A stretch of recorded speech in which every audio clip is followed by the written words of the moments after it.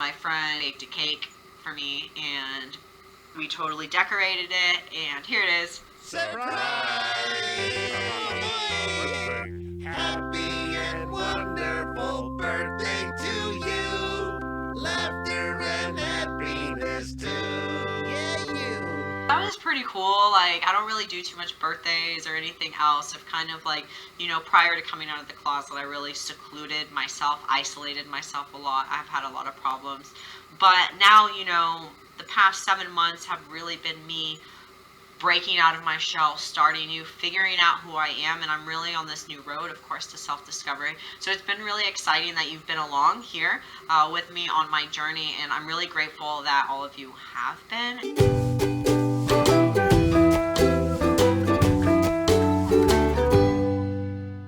SS Gentleman, Dean Alejandro. A bunch of you guys asked me a lot of questions, and I didn't answer them right away because I've been kind of going through the recovery process, not really sure how things are going to be healing.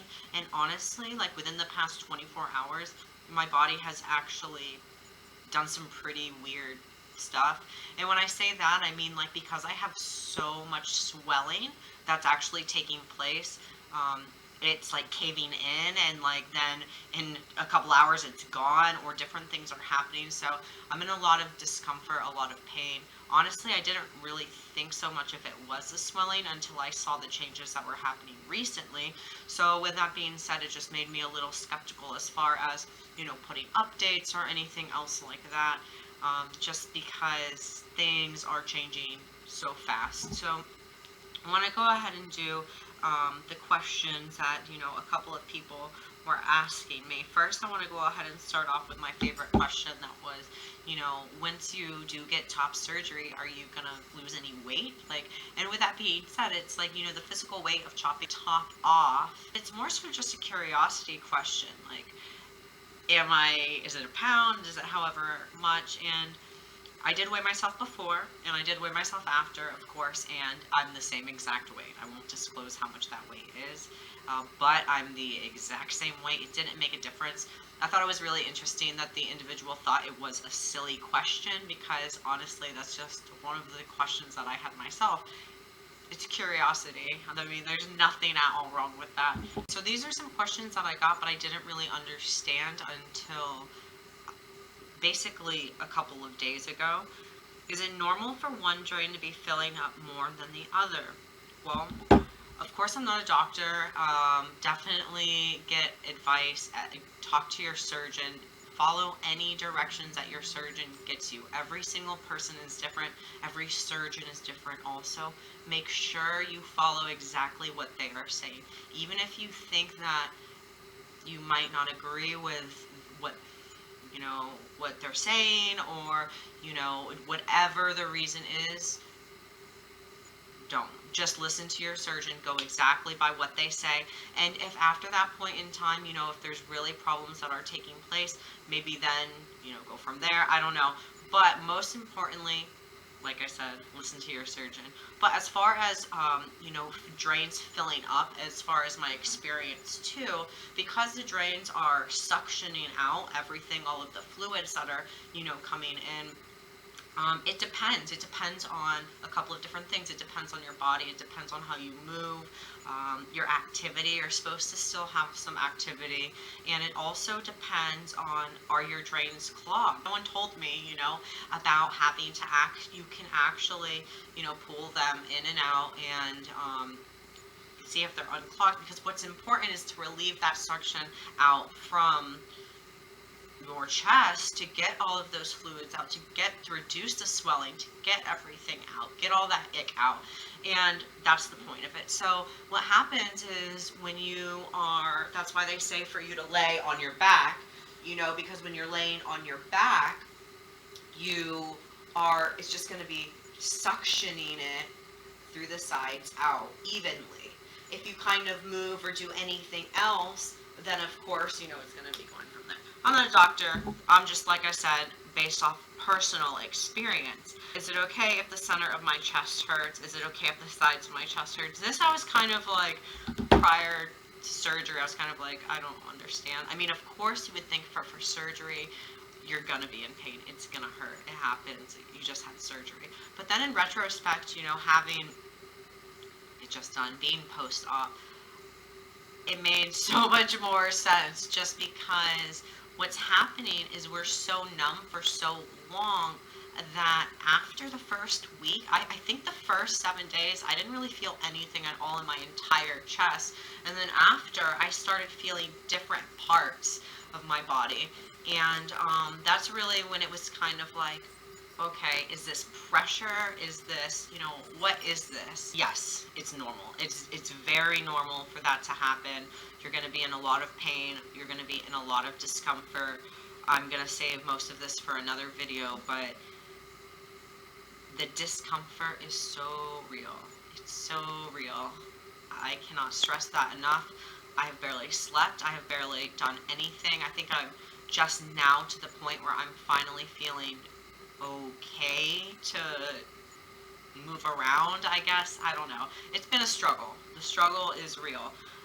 But it's normal, definitely, especially depending on your size prior to surgery, depending on your body type, depending, there's so many different things that go into place with that. But the short answer, yes. Next question. Is it true you have to pause hormones? And for how long, if so? So, hormones and surgery and everything else. First of all, everyone's different, so this varies for everyone. I can only speak on my experience. All these videos are from my experience. Putting that out there. Putting in, out, whatever. My experience, I can only speak off that. Of course, I like to try to help, whatever. So, in my experience, I needed to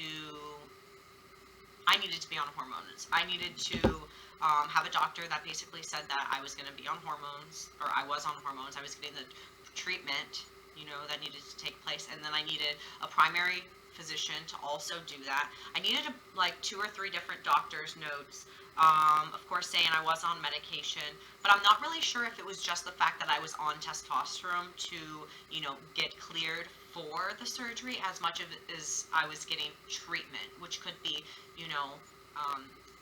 physically or mentally. And with that being said, because sometimes mentally, you have more of a push, because, and this is where it also gets really kind of crazy. This varies for everyone. You don't need a doctor's note, a mental health physician, to say to start hormones. So if you get it from your mental health physician stating that you're cleared, or they want you to get top surgery because it is in crucial need of your mental health, which basically is what happened with me, of course they're saying, hey, this is a necessity, this needs to be done. But in retrospect, they're the mental health. So of course they're definitely saying this needs to happen because it's for your, mental health. But, in the world that we live in right now, everyone looks in what's in front of you, okay? I don't see anything with your mental health that's invisible to me as an outsider coming in. So that does not clear you for surgery. That does not do anything. So, it's a tricky situation. You don't necessarily need to be on hormones to do it, but if you're already seeing a physical doctor to be getting hormones physically, then that's kind of like a loophole to make that way to getting top surgery. Basically, that's kind of the way to do it. And of course, it depends in your what state you live in. It depends on your doctors. It depends on your insurance, if applicable. It depends on so many different things. There's definitely a way that it can be done. Like I said on my last video briefly, I was able to get insurance that, covered basically 75% of the procedure. Of course, that was just the procedure itself, not including all the other fees and everything else that we've had to go through, which was, you can prepare yourself for something, but a life event is just that. It's an event. You don't know what's going to happen. You don't know everything that takes place.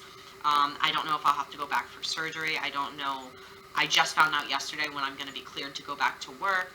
So it's a lot of different things, and it's hard to gauge, recovering from surgery which is your body doing its own thing per person, is different, you know, to kind of put it on our clock timeline as far as when am I capable of doing these other things. And it's really hard to kind of take a step back and realize that, hey, you need to chill. Like, you need to just take a step back and relax, because me, I'm finally to the day where I'm like over stir crazy. And I mean over stir crazy to where I feel like I'm more weight, like I'm not being helpful, I can't do anything. I'm basically like, I'm not as focused on my physical pain and as, those things as much. More so now I feel like extra weight. Like I said in my last video, I'm more than happy to help you. If you need help trying to find resources to get your name changed, to get top surgery, that's really all I can help with, because I've really only gone through that. If you need help, reach out. I will definitely try to help you in any way that I can. I can't promise you that I have the answer based off my experience. I can only tell you what I've gone through and kind of point you in that right direction. And with that being said, it's really hard just to say this is what you do, because it's so different for everyone. Okay. I live in basically a local town, Florida, looking into Sasani and Garamone, but since you had bad experiences with them and other people did too, I'd like to hear more about possible surgeons and financial routes. Okay, so the best advice I can go ahead and offer is that everything is so specific. If there's a will, there's a way. Like I said, the way that I went through it was to contact, first, if you have insurance, you can contact your insurance, see exactly what plan that you have, what it covers, everything else if you want that general information. Two, then you can go ahead and look up, I Googled every single doctor's office, plastic surgeon, anything that could, a hospital, anything that could be, they could do the procedure or anything like that in my general area that I was willing to travel to. So first you have to figure out the location that you want to go ahead and travel to get surgery. Then you have to look up, Google every single place that around that area and write it down. Make a list of it, and then go ahead and contact your insurance and, search under the providers that are covered. Take all of those lists of names and Google, put them in. You'll be surprised. Some of them might come up, some might not, but some might. And if you see it there, awesome. Then you know right away that the visits are partially covered, or whichever, depending on there. Or if not, then there's really other ways. You can actually have your primary doctor, again, depending on the state and everything else, you can have your primary doctor try to basically make a case to say that even though it's not typically covered on your surgery, or it's not a procedure that's covered, it needs to be done. It's a necessity. That's basically like what happened with me, because the thing is the procedures, they loop it in, so it's really difficult to get the coverage for it, because it's not considered a necessity. It's considered plastic surgery, so with that being said, a lot of insurances or places don't want to cover it, because they know that if it's considered plastic surgery, you're more than likely to pay the money because you want it, because it's elective, it needs to be done. And so that's kind of like where they take advantage of people, where my other video is going to. But the thing is that you just need to watch out. I don't know where the fuck I was going with that rant. So basically, if you need to... Okay.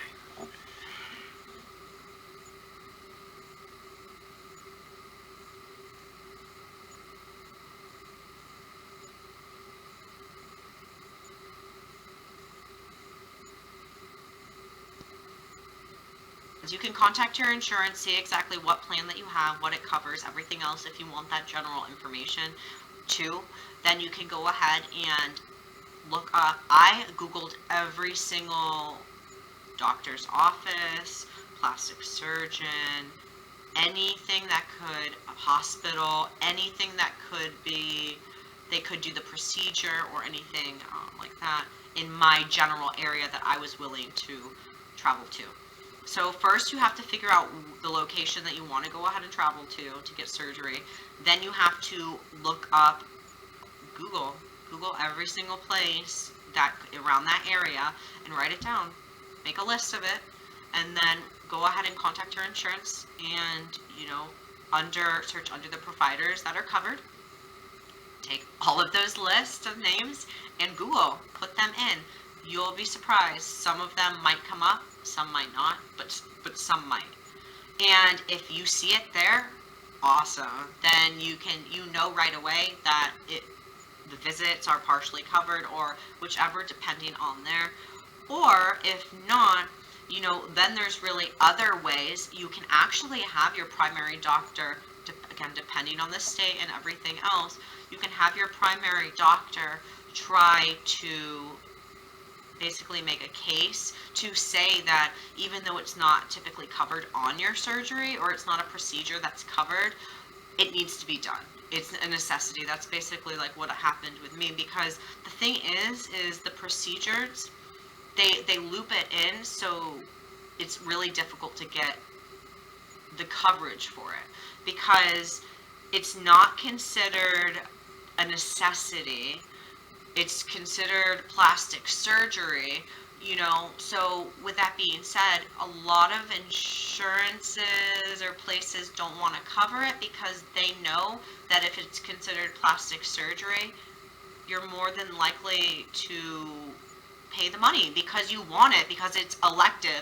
It needs to be done. Your doctor will fight for you, especially if you have it, especially if they know already about what's going on, if you talk to them. Now, if you don't, then that's more going to be an issue because they don't really know. You have to be honest with them. You have to tell them, this is what's going on. I'm trans.